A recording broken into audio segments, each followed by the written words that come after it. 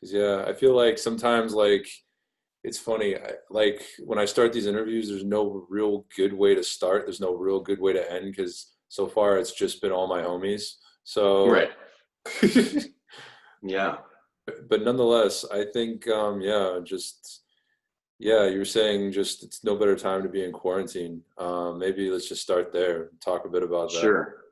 Well, obviously, just with the technological devices we have, even from a musical standpoint of being able to like record at home or you know um, collab. That word is so weird, but like laying down guitar on this track and sending it out, and some. So I mean, I've definitely utilized the time to just learn a bunch of new stuff. I'm getting better at Logic, getting better um, at I'm listening to more audiobooks.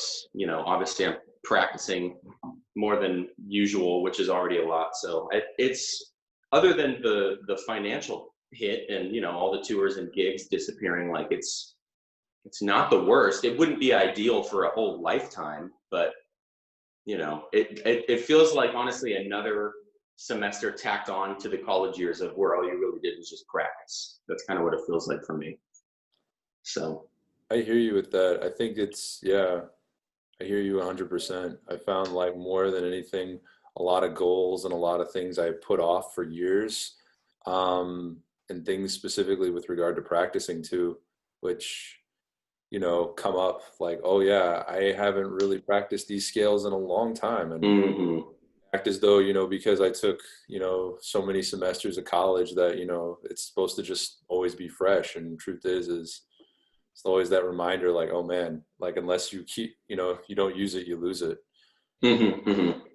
But that's actually just been like a real good, yeah, it's been like you said, I agree 100%. It's just an opportunity to really kind of have those things pop up and really just work on them. But maybe talk now because I've been seeing a lot of your live videos, man, and I gotta say, it's just unbelievable what you're. Oh, thanks, man. Thank you. Yeah.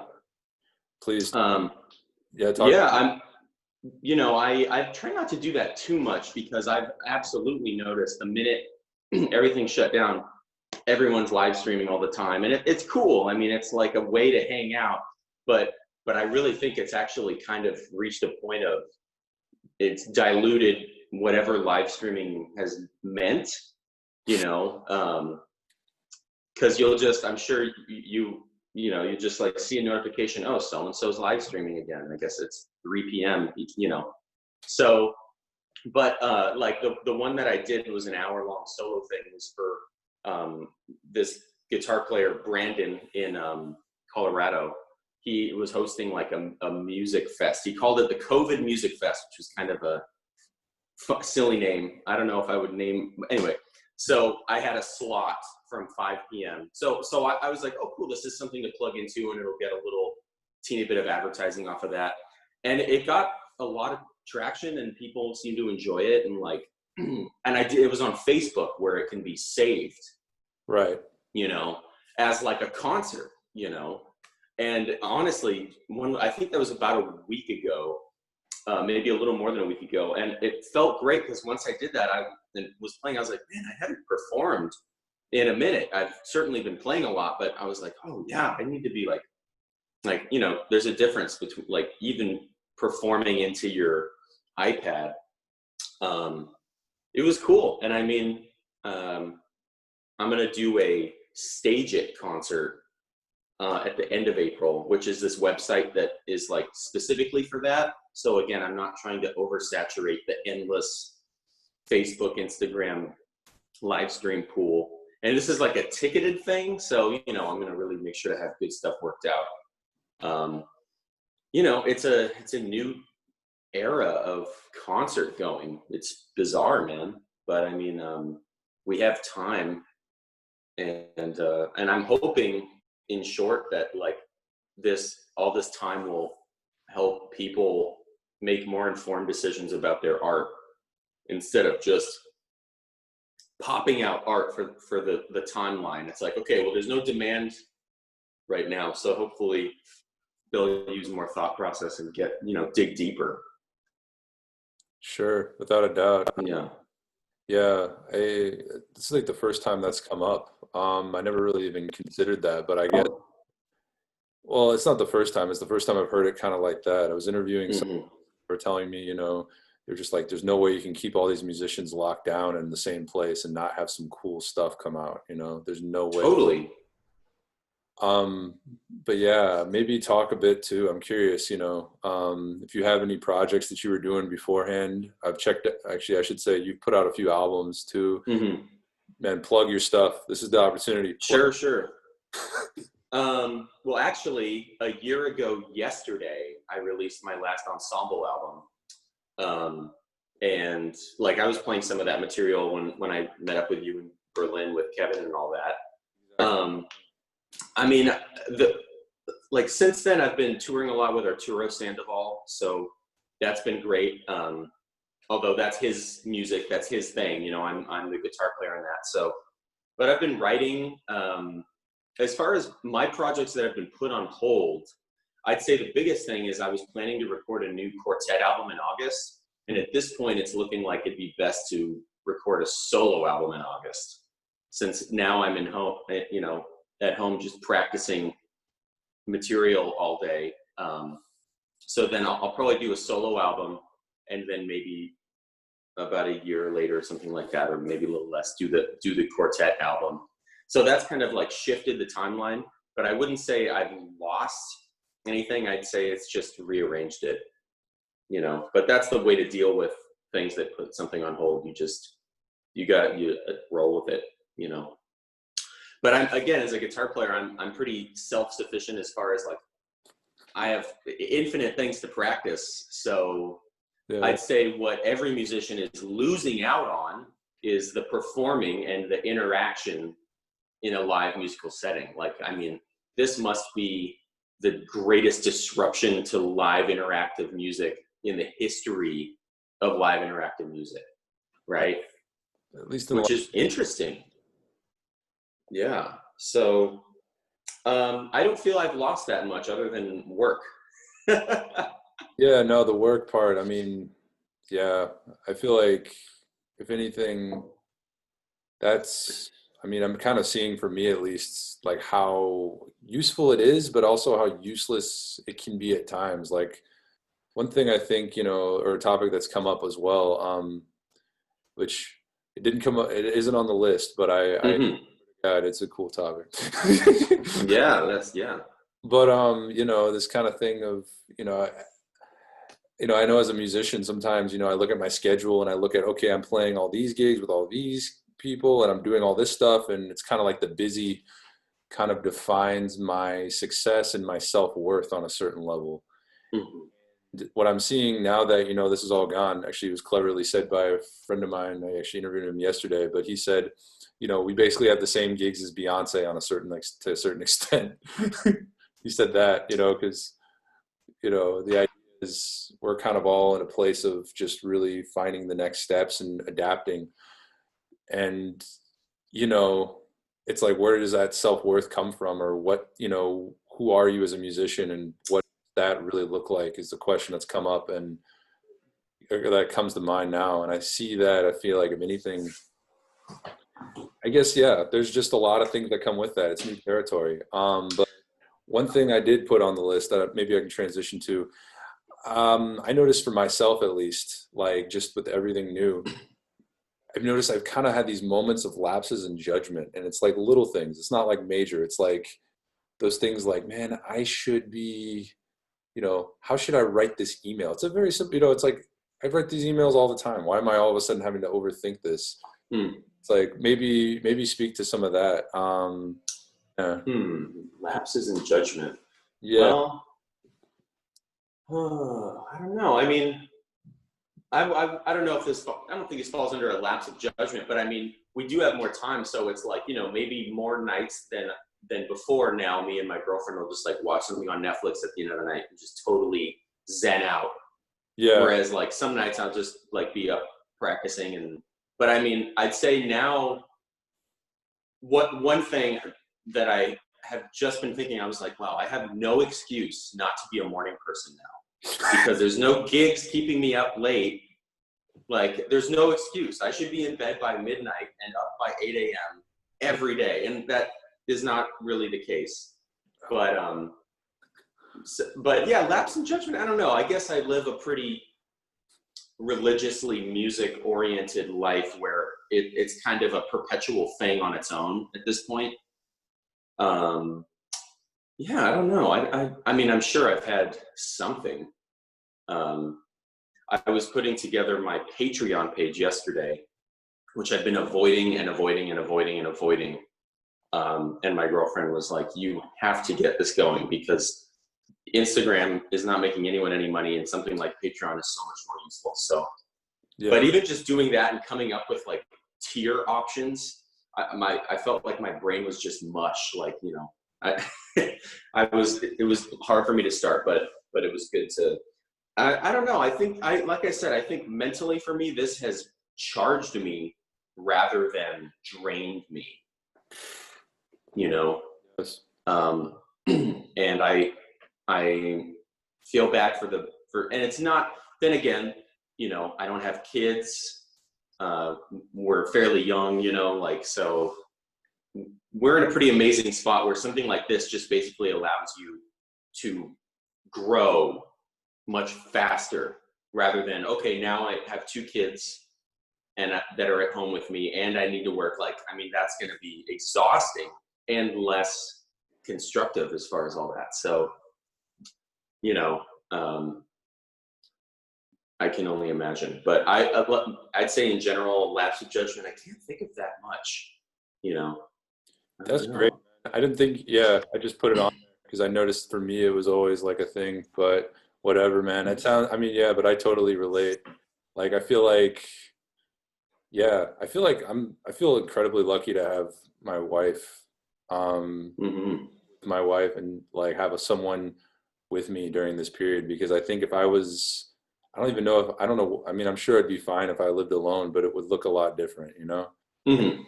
Sometimes it's like, it's good to have someone to keep you in check, and it's also good to keep them in check, and just having someone who's keeping you accountable, but as well as just that, like the love that exists. It kind of, it's a reminder like how important that is to life, you know? Absolutely. And responding to what you were talking about before, the point before this that was really good about all the gigs get taken away. Suddenly you're less busy as a sideman, and now you're forced to confront your own musical identity. I've talked to multiple friends that have also noted that same thing. I think that's a wonderful place to be in, because gigs do go away, you know, and then when you're forced to be, you know, sit and think like, wow, well, what do I want to do musically? You know, whether that's something or nothing, or, I mean, and there's no right or wrong answer. It's just finding, you know, maybe you want to like write a method book. Maybe you want to like learn music production. Maybe you want to shed scales all day. Maybe you want to just learn a bunch of standards. I think it's great. And it's so easy to let that just fall behind. That point for a musical artist is probably one of the most important things that could come out of a quarantine like this, I think. Without yeah. I guess going forward too, yeah, I guess, yeah. What is one thing, we're going to switch subjects for a second, but yeah, I'm in total, yeah, I hear you 100%. What are some things have you done to prepare? Because I'm seeing right now, I guess, what I'm going to do is when this goes, I'm going to put the date, obviously, because it changed so rapidly with this whole thing. But I guess if anything, as of now, like, what have you done to physically prepare for, because the way I see it, I don't see myself, you're technically supposed to go back to work in about a week, and I don't really see that happening. I doubt. So to physically prepare, or you mean like logistically prepare for a long quarantine? Physically, spiritually, mentally, logistically, and yeah, logistically, yeah. Sure. Cool. Well, in general, I'd say before all this, my life was it's not that different now. Like I practice a lot. I try to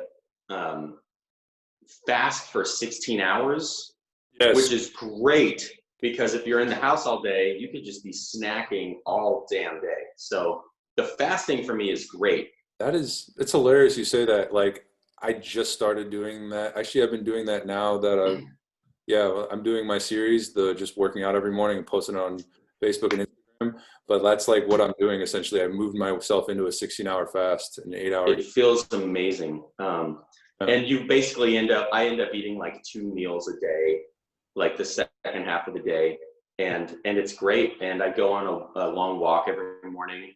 I have not been as proactive with exercise as you are. You're actually exercising. I'm just like, that I'm so lazy with that. But I do my walks and like basically like a day in the life for me isn't that different than a day in the life of me 2 months ago on a day off. So like wake up, make coffee, go on a walk, come home, warm up, practice. One thing I have added is I try to sight read Bach every day for like 45 minutes. Okay. Because something like that is so easy to just be like, I don't have time to like look at this crazy, hard, beautiful music every day. Coming from a rehearsal, I have this rehearsal, I have a gig, I need to like do, so I don't have a sharp schedule, but it has a general guideline with a lot of openness. But I mean, there's hours inside of there that's left open that's just expected to be practice time or writing time or tune learning time, Sure. and then at night eat and probably watch something on Netflix, practice some more and wind down. It's not that different than what I was doing before, other than adding in sight reading, which is great. And I mean, I organized my hard drive. Just little things like that, yeah. I feel like as a musician, that's a very insulated process in general. We are much more well equipped for something like this than I don't know, a social worker or something, Yeah. And I mean, the act of like playing our instrument, that is a social thing in our own minds in itself that a lot of people don't have, that privilege. So I think, and I'm sure like visual artists, maybe filmmakers, certainly animation people are, I'm sure probably doing really well and feeling very charged in their zone. Whereas maybe an athlete that's got to be a bizarre change of things, Totally. I mean, yeah, we are pretty lucky in that regard. I do agree. We're not, everybody's kind of converting all their stuff to online lessons who were doing it before all in person. I mean, it isn't like, I guess, yeah, there's that whole thing, but I think it's, it's a good income stream, and as well as just a great opportunity to be of service to other people. But yeah, I mean, just in terms of moving everything online now, I guess, yeah, maybe I haven't really talked to anybody about that specifically. Maybe could you speak on that, just your online presence, and you mentioned also cleaning out your hard drive, which I still need. Yeah. Online presence. I mean, I try to keep an online presence because that's such a platform now. It's like even just yesterday, I was really trying to like compare like a modern day performing jazz artist career to like someone from the 80s. And it was so different in the 80s because you had to have an album and a record company and management. And that's really the only stream you needed to travel through to have a career, Right. Whereas now, any specific artist that we might like, we could see them on Instagram, on Facebook, on Twitter, on YouTube, on their website, on like there's way more streams, each with maybe less reach, I guess, as opposed to one or two streams with all the reach. And I don't know, there's a lot of argument that like, oh, things were so much easier back then. I don't really view it necessarily like that. It's certainly different, because now artists have the ability to completely micromanage their career and image and perception of themselves. Totally. Like, like your page is your artist profile. You post this, you have this sound, you have this atmosphere going on. So I think that's the new norm.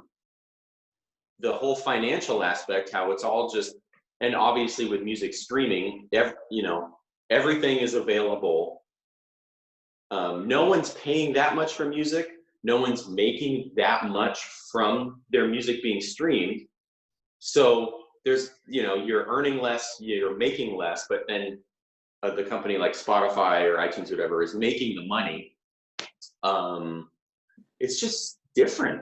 And now where we've literally transitioned completely online, like that's going to kill some businesses for sure. Like I was trying to think of, I was just talking about this, like this is the nail in the coffin for like, I don't know, but I mean, it's just really funny. Like how much money is an online concert worth? You know what I mean? Even if, as I was doing this Stage It thing, I was like, how much is this worth? Like, it's not like you're going to pay $30 on a Friday night to go to a club and see your heroes play. It's not the same at all, so it's weird. Maybe I got off track a little bit, but no, dude, this is the point of this is just we talk. Right. I really like to conduct interviews where I let each person do their thing, and just kind of pose simple questions that kind of lead them in certain directions. But honestly, dude, man, I've loved everything you said, and I gotta mention, I gotta mention, your album, Venture Atlas. Mm. You have one song on here, man. I was looking. I heard the song for, it's like second to last song. Walking in Katakoi. Walking in Katakoi, yeah. Mm-hmm. Yeah, man. I looked online. I couldn't. I'll talk to you about this later. But yeah, this song. I mean, I heard it. I heard the vibe, the way you set up this vibe with the flute and the percussion and everything else. Man, it's just really. I mean, yeah, I'm just really. You're a hero of mine in a way, man. Oh man, thank you. Yeah, it's a fun song to listen to. It has the energy and that type of. Karakoi is in Istanbul. It's a part near the water in Istanbul. It's like a part of town that I always stay in when I'm there, and it's just, I mean, it's a magical place. It's like one of my favorite places. But yeah, I wrote that song. October 2018. Okay. And yeah, I'm glad you like it. It's got like that energy, which I feel that, just trying to like dodge past cars on the street. You get that kind of energy from that walking around there.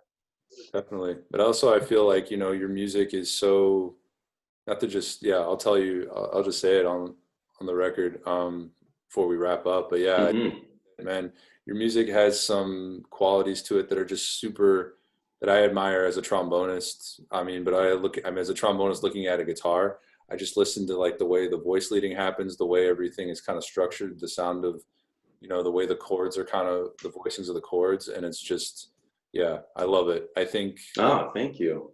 You bring a very sensitive vibe to your music that, it's just got this real richness to it that I really admire. And yeah, man, I thank you. I appreciate it. No, man, my pleasure. Yeah, I mean, I think that's what any musician should be thinking about, is like, does the music, if it's your project, or even if you're a sideman plugging into someone's project, like, am I bringing the spirit?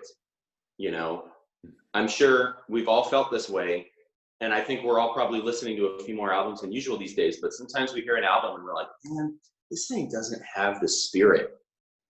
And like, once you come to that conclusion, it's almost like you could keep listening to the album, but there's this little voice going, no spirit, no spirit, no spirit. And that's a serious thing. I think it's something that artists should be held accountable to do, whether you're a sideman or whether you're writing the music, headlining the music, like it should have the X factor. That's like the only factor, you know. Really? So I always try to get that. And I mean, sometimes we have more luck than others. We've all felt that way. But I'm glad you mentioned that song. I'm very happy with that song, how it came out, and I think it does have that spirit. So you've helped affirm my thoughts on it. So thank you. Definitely, definitely. With that, I'm gonna stop recording. Just say thank you. Cool. Yeah, man. Thank you.